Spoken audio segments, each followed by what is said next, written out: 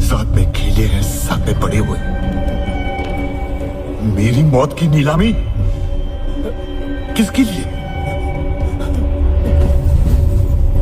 इसके लिए?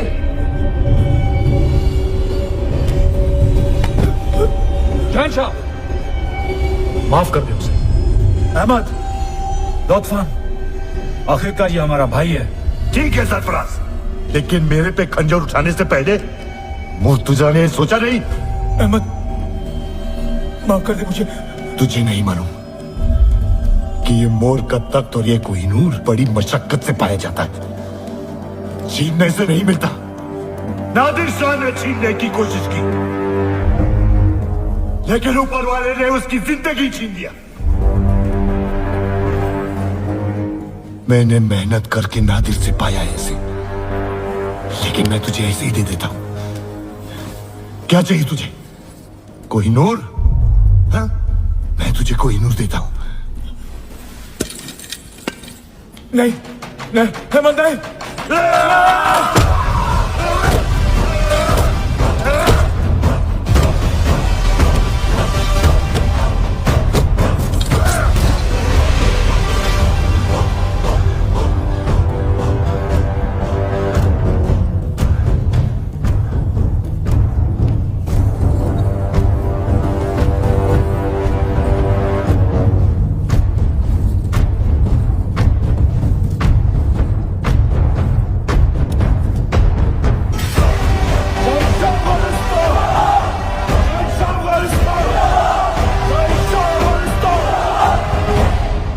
इसे बाहर लेके आओ, मुझे खुली हवा चाहिए।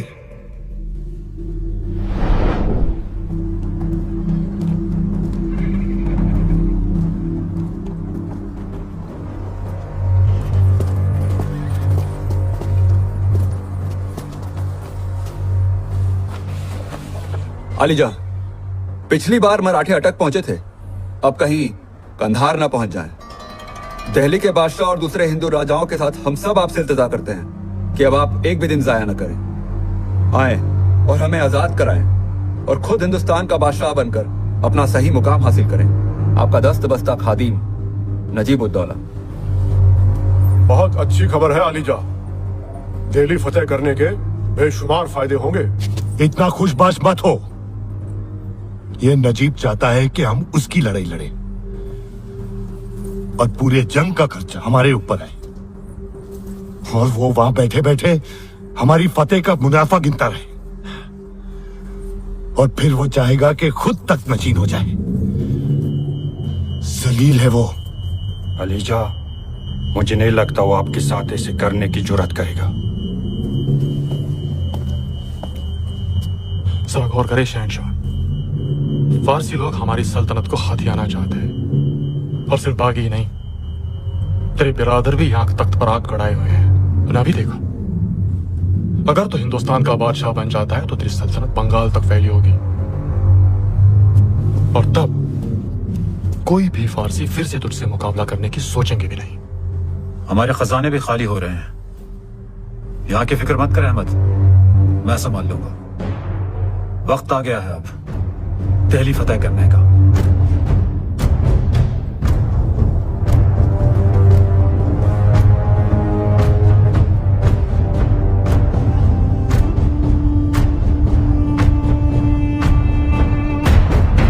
चलो हिंदुस्तान।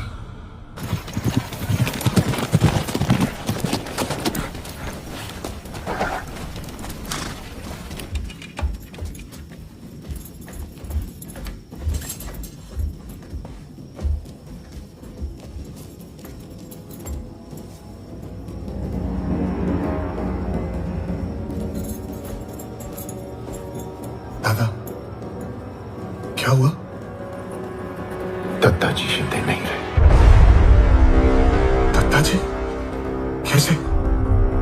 नजीब-उद-दौला।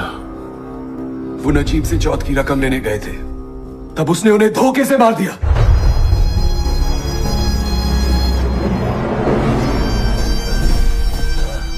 तो तुमने ऐलान किया था कि मेरा सर धड़ से अलग करोगे। लो कर दो अलग, लो लो ना ये सर। तुम तो पहले ही अपना सर अब्दाली के पैरों पे रख चुके हो, तो अब क्या करोगे? और लड़ोगे? बचेंगे तो और भी लड़ेंगे।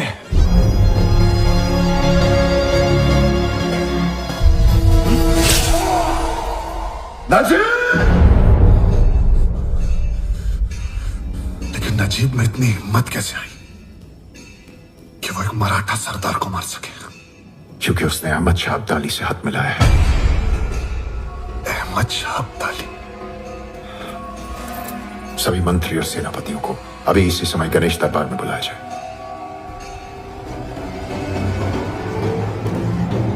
दत्ता जी की हत्या मराठा साम्राज्य पर सीधा प्रहार है। और अब्दाली के आने का मतलब है पूरे हिंदुस्तान पर आक्रमण। इस बार 1 लाख की फौज लेकर आ रहा है वो। पिछली बार इतनी लूटपाट मचाई, कत्लेआम करके यमुना का पानी लाल किया था। इस बार हमें उसे रोकना होगा। श्रीमान, अब्दाली शनिवार वाला नहीं लाल किले पर कब्जा करने आ रहा है। उत्तर में इतनी दूर उनकी लड़ाई लड़ने हम भला क्यों जाए? इसलिए कि दिल्ली में इतना दम नहीं कि वो अब्दाली का मुकाबला कर सके। और ये मत भूलिए, हमने उन्हें वचन दिया, चौथ की रकम के बदले आक्रमणकारियों से उनकी रक्षा करेंगे। अपना कर्तव्य निभाने का समय आ गया, अतः आघार नहीं। पर भाऊ साहब, श्रीमंत, मैं आपको ध्यान दिलाना चाहता हूं, हम अभी अभी एक लड़ाई लड़ चुके हैं। सैनिक इतने थके मांदे हैं कि अपना जरा बख्तर भी नहीं उठा सकते, एक और युद्ध का बोझ कैसे उठाएंगे? ठीक कह रहे हो आप, पर और कोई विकल्प भी तो नहीं है।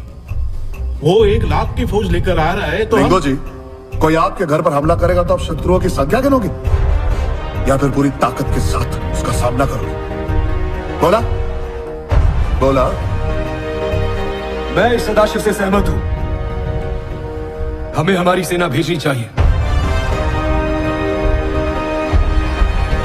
ठीक है, अगर ऐसा है तो राघोबा को जाना चाहिए। जो आज्ञा श्रीमंत। हमारे घोड़ों ने सिंधु और कावेरी का पानी पिया है, तो ये यमुना क्या चीज है? मुझे 1 कोटि मूल्य का स्वर्ण और 80,000 की सेना चाहिए। पण राघोबा दादा, पेशवा संपत्ति इस समय कम है, तो जो है उसी में काम चलाना पड़ेगा। अगर ऐसा है तो अब तक ये धनमंत्री के ओहदे पर क्या कर रहे थे? राघोबा, आपने अटक का किला भले ही जीता, लेकिन आप कर्जे के बोझ के साथ लौटे थे। मैं उसी को हटाने में लगा हुआ। हमारे शत्रु दिवाले होने चाहिए और हमारा साम्राज्य हिंदुस्तान में सबसे ज्यादा संपन्न। पर यहां तो उल्टा है। ये ठीक कह रहे हैं राघोबा। अरे राघोबा दादा, जहां तक सेना का संबंध है, हमें यहां भी तो नहीं। दिल्ली बचाने के चक्कर में हम पुणे को दांव पर नहीं लगा सकते, इसलिए आपको 40,000 की सेना ही मिल पाएगी। 40,000? बस इतनी सी? 40,000 की सेना कम नहीं है राघोबा। क्या जानते हो आप?